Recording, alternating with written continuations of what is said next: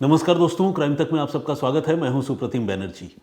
आमतौर पर क्राइम की कहानियां इतनी दुखद होती हैं, इतनी अफसोसनाक होती हैं कि उसका अगर इन्वेस्टिगेशन भी अच्छा हो तो भी हम उस इन्वेस्टिगेशन को बहुत दिलचस्प इन्वेस्टिगेशन कहने से बचते हैं, क्योंकि ये हार्ट रेंचिंग टॉपिक है, तकलीफ होती है।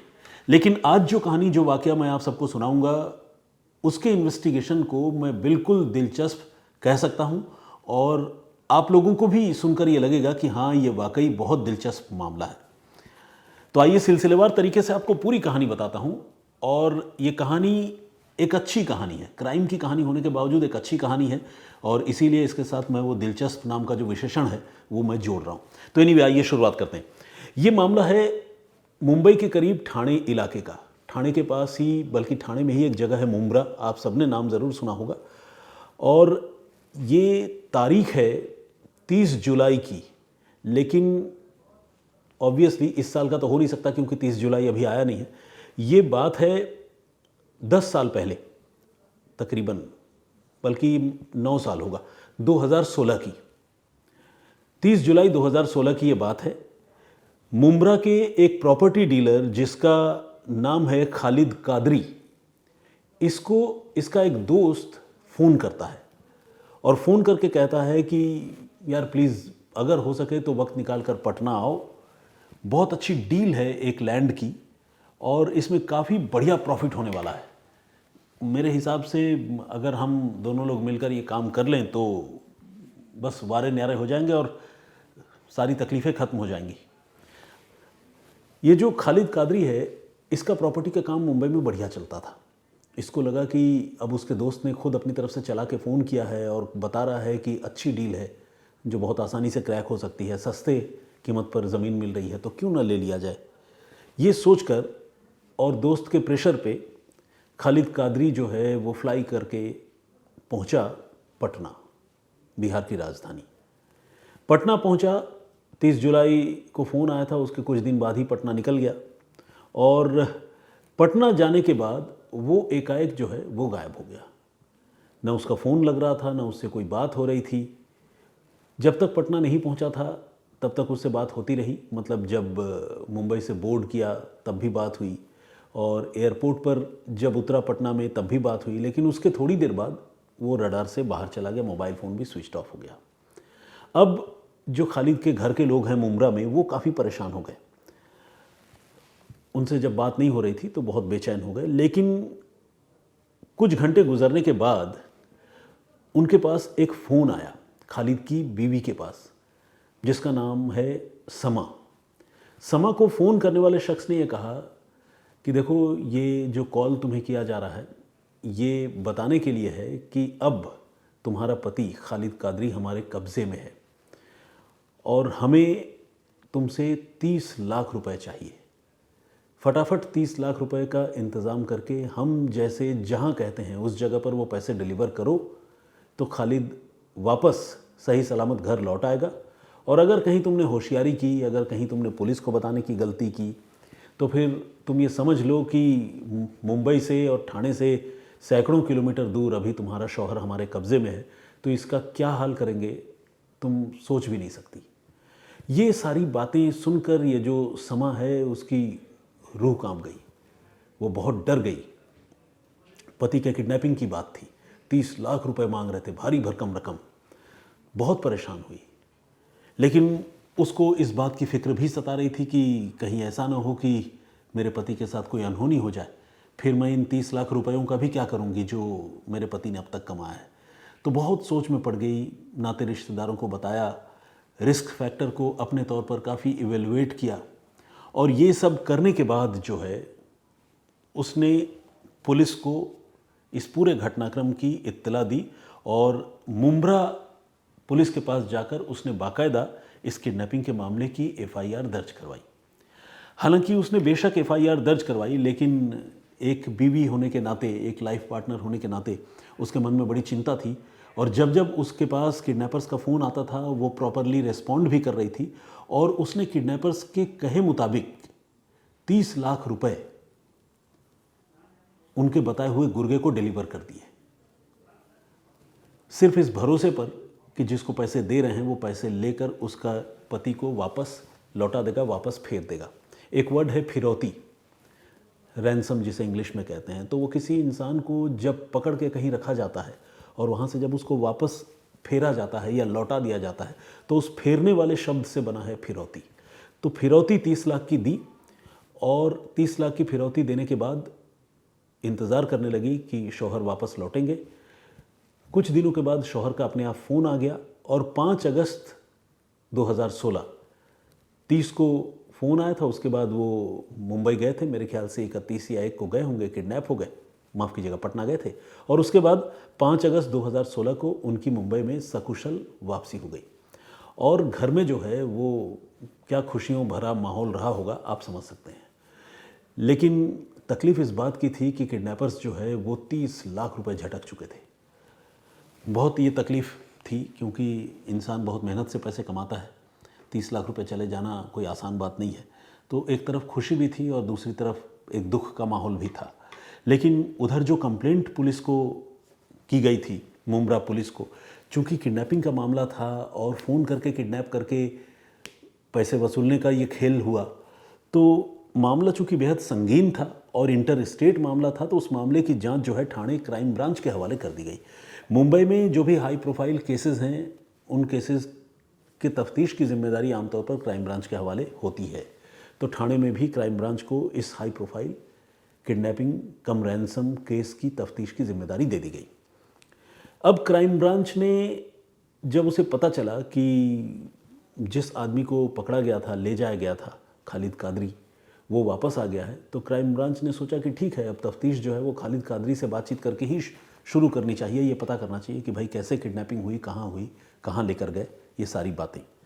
तो जब खालिद कादरी को बुलाया गया क्राइम ब्रांच के ऑफिस में, तो खालिद ने वहाँ पहुंचकर अपनी पूरी कहानी सिलसिलेवार तरीके से सुनाई। उसने बताया कि उसका एक बड़ा पुराना दोस्त है, नूर आलम, वो बिहार का ही रहने वाला है, उसी का फ़ोन आया था और 30 जुलाई को फ़ोन आया था और उसके बाद जो है वो लैंड डील क्रैक करने के चक्कर में वो अपने दोस्त पे भरोसा करके चला गया पटना, और पटना से ही जो है उसको ब्लाइंड फोल्ड तरीके से आंखों में कपड़ा बांधकर धोखे से किडनैप कर लिया गया। पुलिस ने पूछा क्राइम ब्रांच ने कि अच्छा, किडनैप करके तुम्हें जहाँ भी 2 या 3 दिनों तक रखा गया था, उस जगह के बारे में कोई भी बात, कोई भी चीज़, ऐसा कुछ याद है या जगह का नाम बता सकते हो? तो खालिद ने कहा कि नहीं साहब, जगह का नाम तो नहीं बता सकते क्योंकि आंखों में पट्टी बांध कर ले गया और एक कमरे में ले जाके बंद कर दिया। तो मुझे तो कुछ अगल बगल का रास्ता, सड़क, गली कुछ दिखाई नहीं, समझ ही नहीं आया कि मैं कहाँ पर हूँ। और जब मुझे छोड़ा गया तो भी इसी तरह से ब्लाइंड फोल्ड तरीके से वहाँ से बाहर निकाल करके सड़क के बीचों बीच छोड़ दिया गया। उसके बाद मैंने पूछा कि ये कौन सी जगह है, वहाँ से पूछताछ करके फिर मैं वापस मुंबई आया हूँ, तो मुझे जगह के बारे में कुछ भी नहीं पता है। तो पुलिस ने कहा ठीक है, जगह नहीं पता है, लेकिन जब भी आँख खुली हो, आँख खुलने पर क्या दिखा या कौन सी बातें आपने सुनी, कौन सा एरिया था, उसके बारे में कुछ याद करके बताओ। तो खालिद कादरी ने 2-3 ऐसे क्लूज़ पुलिस को दिए, क्राइम ब्रांच को दिए, जो बहुत ही एक्साइटिंग क्लूज़ थे। मतलब ये देखा जाए तो एक तरह से पहेली की तरह था, और इस पहेली को सुलझा लेने का मतलब ये था कि पुलिस केस क्रैक कर लेगी, सॉल्व कर लेगी। पहेली क्या था कि जहाँ उसे रखा गया था उस जगह के बिल्कुल नज़दीक, बिल्कुल पास में एक मस्जिद है। दूसरा क्लू ये था कि मस्जिद से 5 वक्त नमाज के लिए आवाज़ आती थी, जो आवाज़ मुअज्जिन लगाते हैं, अल्लाहू अकबर वाला, वो आवाज़ आती थी। और तीसरी बात कि वो जिस कमरे में रखा गया था उसे, उस कमरे के बाहर खिड़की से उसे दिखता था पपीते के 2 पेड़ लगे हुए हैं। तो कुल मिलाकर इस मामले में 3 क्लू पुलिस को खालिद कादरी से मिले: मस्जिद की उपस्थिति, मुअज्जिन की आवाज़ और पपीते के 2 पेड़ हैं। अब ये 3 क्लू जो है वो भूसे के ढेर में सुई ढूंढने वाली बात थी। इतना बड़ा स्टेट बिहार, और वहाँ पर ये 3 क्लू कैसे पुलिस ढूंढेगी, कैसे पता करेगी? लेकिन क्राइम ब्रांच के जो पुलिस वाले हैं उन्होंने अपना दिमाग और दौड़ाया और अपने दिमाग को जो है ये चैलेंज दिया कि इस केस को सॉल्व करो। इसके बाद पुलिस ने क्या किया, जिन नंबरों से खालिद के घर वालों को फ़ोन किया जा रहा था रैंसम के लिए, पुलिस ने उन बिहार के नंबरों को ट्रेस करना शुरू किया और उनके लोकेशन के बारे में जानकारी जुटाई कि कॉल कहाँ से जनरेट हुआ। वो नंबर ऑब्वियसली समा के मोबाइल फ़ोन में आए थे, लैंड हुए थे, तो वो उस नंबर को पुलिस ने आइडेंटिफाई कर लिया और उस नंबर की लोकेशन, कॉल का इंसेप्शन जहाँ से हुआ, कॉल की शुरुआत जहाँ से हुई, उन चीज़ों के बारे में पुलिस ने पता करना शुरू किया। तो पुलिस को ये पता चला कि ये नंबर जो है बिहार के किसी पर्टिकुलर एरिया से, किसी पर्टिकुलर जगह से एक्टिव दिख रहे हैं ज़रूर, लेकिन नंबर जो है वो बिहार का या भारत का नहीं है, बल्कि जिस सिम कार्ड का इस्तेमाल करके फ़ोन किया जा रहा था वो सिम कार्ड नेपाल का है। और न सिर्फ नेपाल का सिम कार्ड है, उसका जो टावर है वो भी नेपाल से ही जो है वो रूट हो रहा है, यानी नेपाल से ही कॉल ओरिजिन होकर बेसिकली बिहार से फिर नेपाल के रास्ते जो है वो कॉल यहाँ मुंबई में लैंड हो रही है।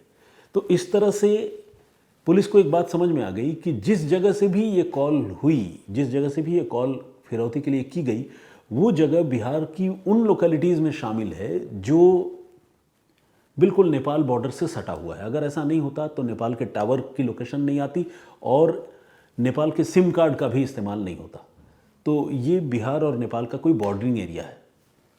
अब पुलिस ने तय किया कि बिहार और नेपाल के बॉर्डरिंग एरिया में जाकर उस तरह के मुस्लिम इलाकों के बारे में वो पता करेगी जिस इलाके से ये सारा इंसिडेंट हुआ हो सकता है। मोबाइल फ़ोन की लोकेशन तो खैर पुलिस को दिख ही रही थी और पुलिस उस लोकेशन को ट्रैक करती हुई जाकर पहुंची बिहार के पश्चिमी चंपारण ज़िले में।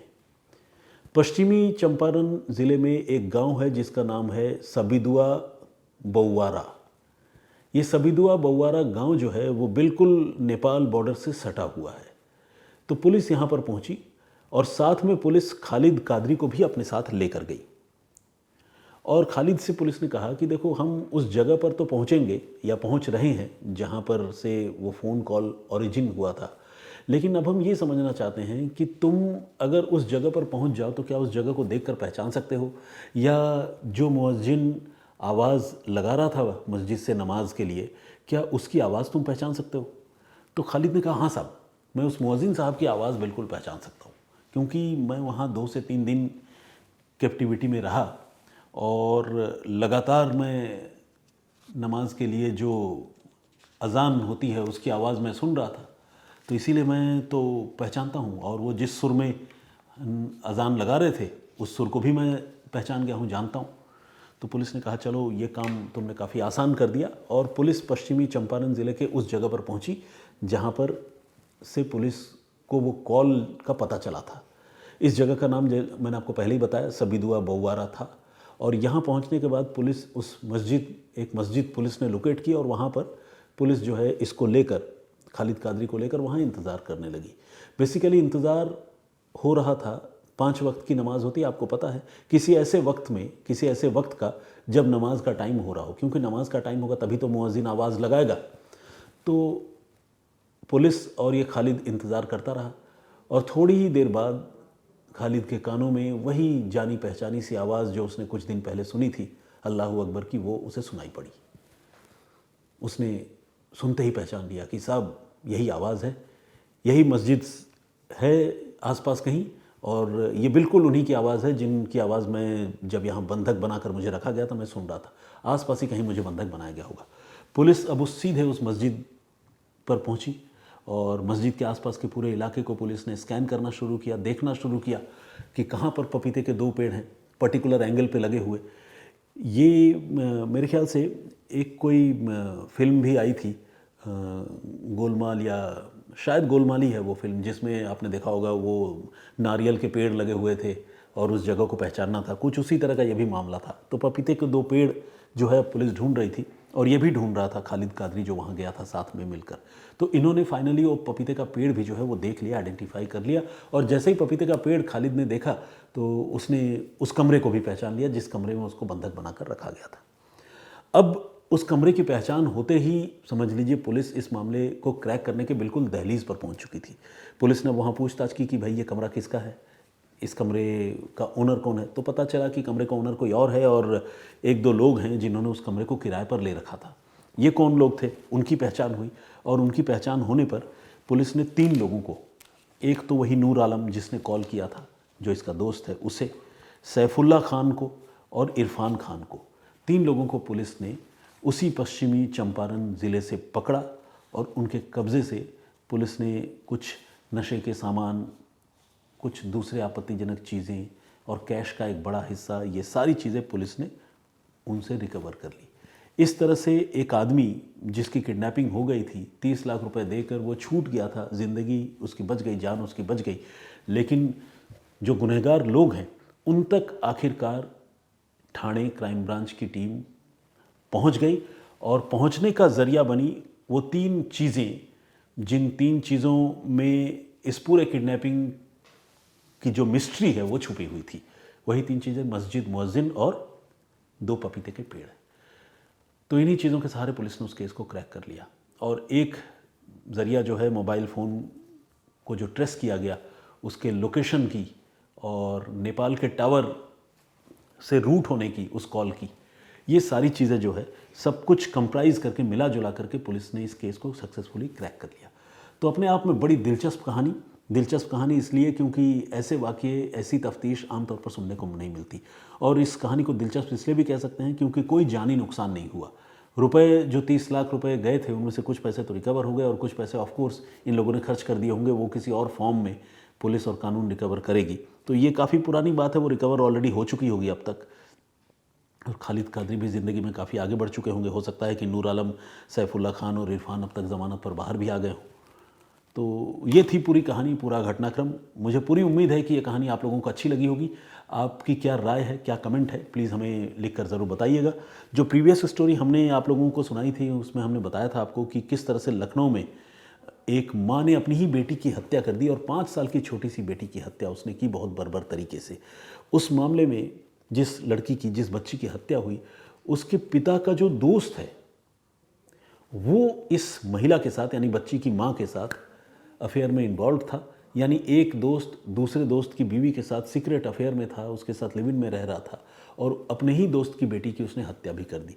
तो ऐसा गद्दार दोस्त, ऐसा दगाबाज दोस्त भगवान किसी को न दे, जैसा कि लखनऊ के शाहरुख को उदित की शक्ल में वो दोस्त मिला था। अगर आप उस कहानी को सुनना चाहते हैं तो वो कहानी बहुत दर्दनाक है, लेकिन आई ओपनिंग स्टोरी है। आप क्राइम तक के प्लेलिस्ट में जाकर आप उस स्टोरी को सुन सकते हैं। आइए कुछ कमेंट्स जो आप लोगों ने उस प्रीवियस स्टोरी पर किए हैं वो पढ़ते हैं।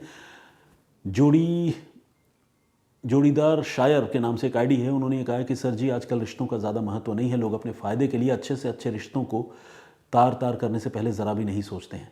बिल्कुल, आपने बिल्कुल 16 आने सही बात कही है, इसमें कोई दो राय नहीं है। यही वजह है कि इनके कमेंट पर 6 लोगों ने थम्स अप किया है, लाइक किया है। और एक जे आचार्य के नाम से एक आईडी, उन्होंने कहा है कि माँ के रूप में डायन थी वो।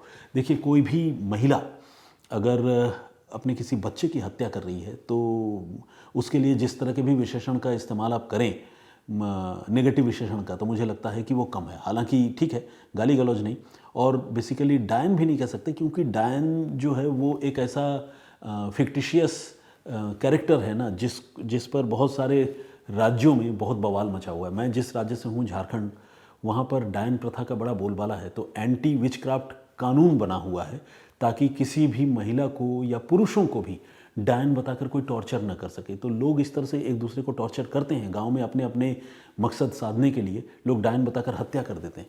तो इसीलिए डायन शब्द जो है मेरे हिसाब से उससे मैं परहेज़ करना चाहूँगा। अदरवाइज़ ये सही है कि वो माँ के रूप में जो है मतलब एक शैतानी महिला थी, मैं ये ज़रूर कहना चाहूँगा। आनंदी क्रिएट्स एक आईडी है, इन्होंने कहा है कि इस कहानी को सुनकर वो किंग कर्तव्य विमूढ़ हो गई हैं और इस महिला के लिए कुमाता शब्द भी छोटा पड़ता है। किंग कर्तव्य विमूढ़ एक बहुत ही मतलब अद्भुत शब्द है हिंदी का, आमतौर पर इस्तेमाल में नहीं आता। तो आनंदी जी ने ये शब्द लिखा है। आप लोगों से मैं रिक्वेस्ट करूंगा कि अगर हो सके तो किंग कर्तव्य विमूढ़ का मतलब मुझे बताएं। मैं तो जानता हूं, लेकिन मैं ये देखना चाहता हूं कि आप में से कितने लोग इसका आंसर देते हैं, क्योंकि ये बहुत ही टफ टाइप का मतलब वर्ड है। प्रदीप भामदू जी ने भी कमेंट किया है, बहुत बहुत दुखद घटना उन्होंने लिखा है।